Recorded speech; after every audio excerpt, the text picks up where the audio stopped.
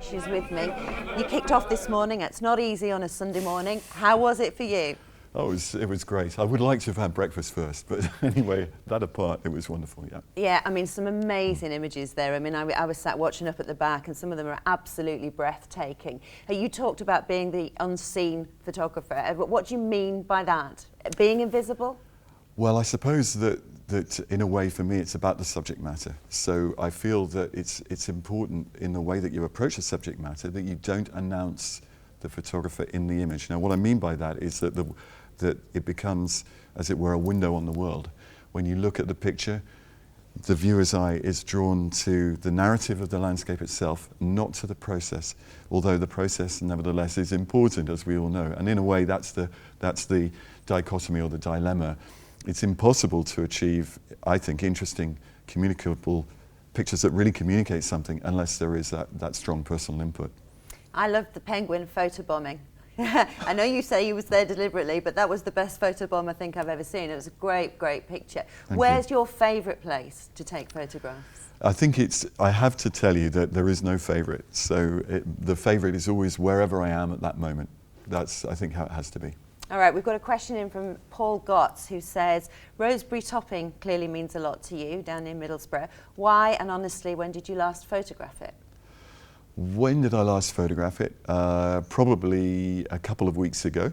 Mm-hmm. And yes, in fact, definitely. Why? Because I live in the village right underneath it. Right, that's is it Great Ayton. Great Ayton, yep. Indeed. And now Andrew Pickus also said he was looking forward to hearing Joe. So Andrew, if you're still with us, drop us a question now that Joe's here with us. I'll ask him some other ones. Do you still get a kick out of taking photographs? I do. It's a way of life. It's much more a way of life than a way of making a living.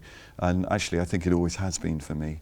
I've always really been at heart an amateur photographer. I do it because I love being outside, because I love making pictures. And the fact your wife lets you take it away when you're on holiday and stuff, it is something that you just automatically do. It's a bit like breathing.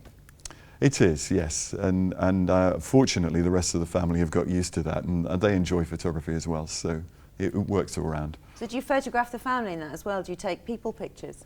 I do, yes. The last few of my presentation were of figures in the landscape, and one of them was Tim, and then in my last picture, there's my son Sam is in the image, and his position, where he is in the picture, and his role, he's actually making a photograph himself, is very deliberate. He didn't know I was taking that picture, but trying to use figures more. But I often do photograph the family, yes. Oh, because I got up to the fisherman one, and then I had to scurry down here and get ready and make sure we had some questions and things to ask you, but that's fantastic. So your family take photographs as well then? Well, they do. Chloe's very, very keen now. She's out in Iraq, so she's working for the World Food Programme, and she uses her camera almost every day, I think, doing one thing or another, although she's a writer. And Sam, who is the geologist, he uses his camera a lot, both in his work and also because he loves taking pictures. So do they come to you for advice, or do they think they know better? They most certainly never come to me for advice. Occasionally I might offer it, but yes, you can't really advise your own children, can you? No, absolutely not. I've got 2 teenagers and I know all about that. You do quite a lot of teaching, don't you, with the photography? Yes. You do bring a scene to life. The ones of the aspen trees was it's amazing, and it completely comes to life, and also the one of Hadrian's Wall. Can you teach somebody to do that? Gosh, I wish I could answer that. I think probably not. I think ultimately your role as a teacher or I feel my role is to be a mentor or a guide, and I think you can only give people what they're ready to receive already, and in a sense it's their talent and artistic ability is just lying dormant, and when they're ready, then perhaps you appear. There's an old saying, isn't there, that when the pupil is ready, the teacher appears. And another principle that I subscribe to is that you don't give someone a fish, or you could do, but you only feed them for a day. If you teach them to fish, you feed them for life. Mm-hmm. And that's really what I feel I'm trying to do, is is to guide people to believe in themselves, to follow their instincts, and to realize that they do have a vision, they have the ability to see. But sometimes you have a lot of barriers to break down. I was going to say, you have to teach them to be able to see themselves and to know where to stand, which, as you said, is extremely important. Yes, and a lot of that is quite simply about organization. It's actually organizing what you see into a way that makes it clear and explicable. And even that isn't straightforward, because there's a great deal to be said for mystery in pictures. Sometimes ambiguity, mystery gives greater meaning and depth to an image. So although clarification might, on the face of it, appear very important, it's not the only thing. So have you got a favourite photograph that you've taken? I know you've taken, I don't know how many throughout your career, but do you have one that you keep coming back to, you think, yeah, that's the one that makes me really proud? I don't. I mean, I tend to probably subscribe to they're all my children kind of point of view. So I think it'd be wrong to have favourites. There are a number that have been like powerful signposts to me. And the ones that, in a sense, mean the most are those where I've made some kind of personal breakthrough, where I realise in reflection that I discovered something new, or that I fulfilled perhaps a long-running theme, either better or in a way that I'd never had done before. And we've talked about the digital photography and various people, you know, coming to digital photography. How was it you would describe to me? A reluctant convert to digital imaging. Is that fairly accurate? Yes, very much so. And how are you finding that as you use it more? I know you talked about it there a little bit this morning. I still see myself as a photographer, not as a digital photographer or a film photographer, but a photographer. I will use any tool that I feel is appropriate for the job. I mentioned earlier today that I was using a Hasselblad with a film back when I went to Ladakh, and that was interesting because when I got back I had to deal with getting the film and learning experience.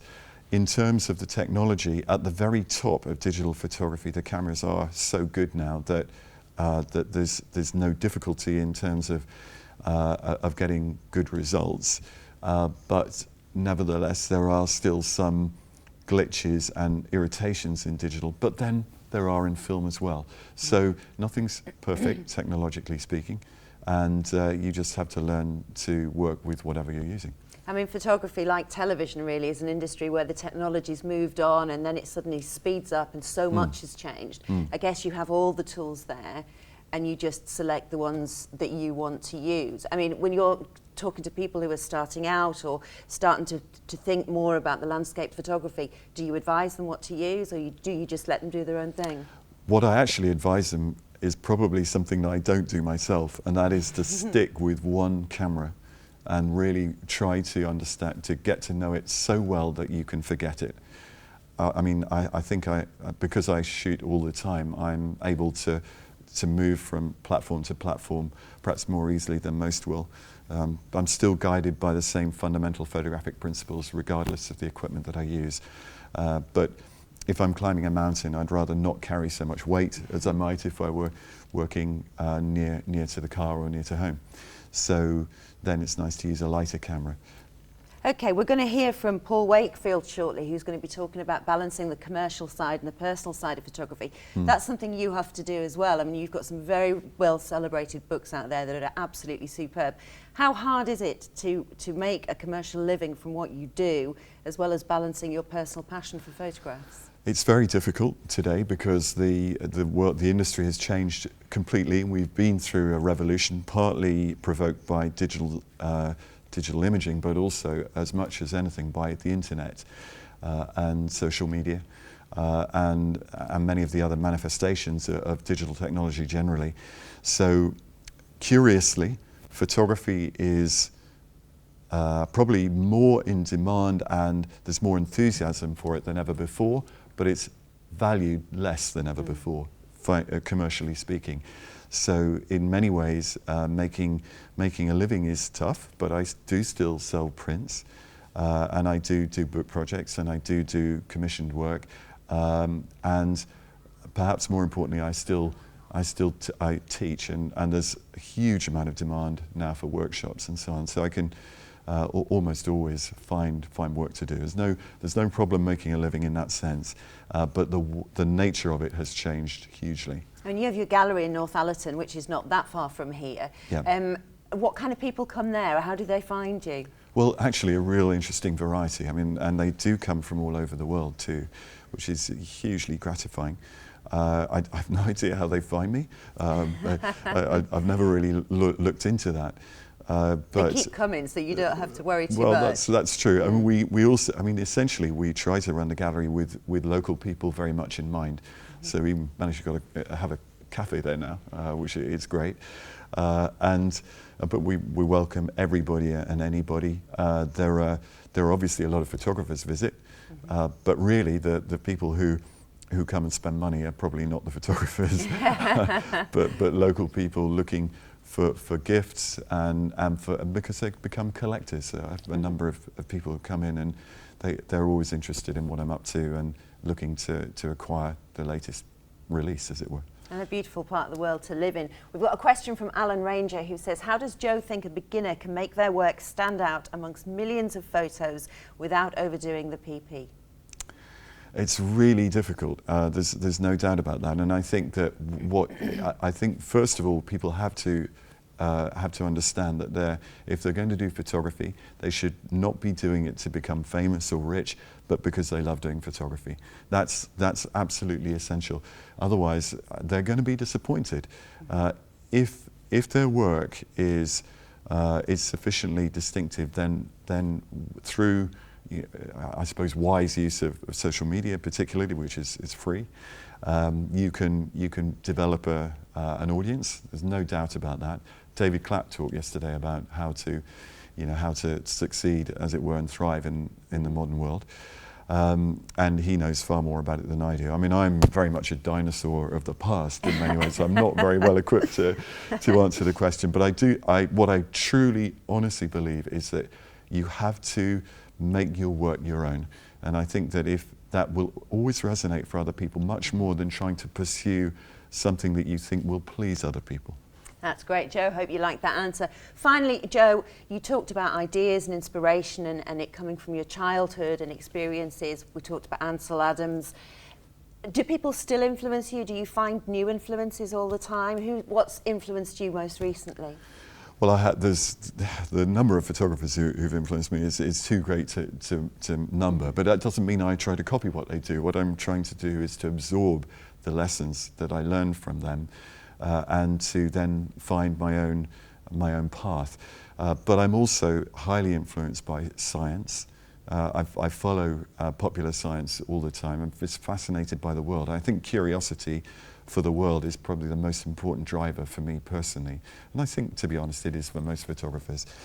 I've been doing quite a bit more reading than I used to.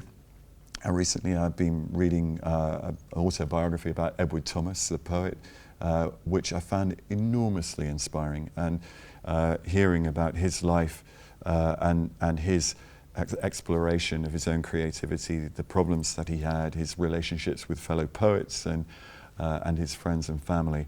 I found that extraordinary. Music is a great source of inspiration and always has been. But how direct an inspiration is impossible to say, but I suppose they're still very important in how I feel about things, and then that drives how the ideas unfold. Joe, it's been an absolute privilege being able to talk to you. I hope you've all enjoyed it in our 20 or so countries where we're streaming live. It's day 2 of the On Landscape Meeting of the Minds Landscape Photography Conference. That was Joe Cornish.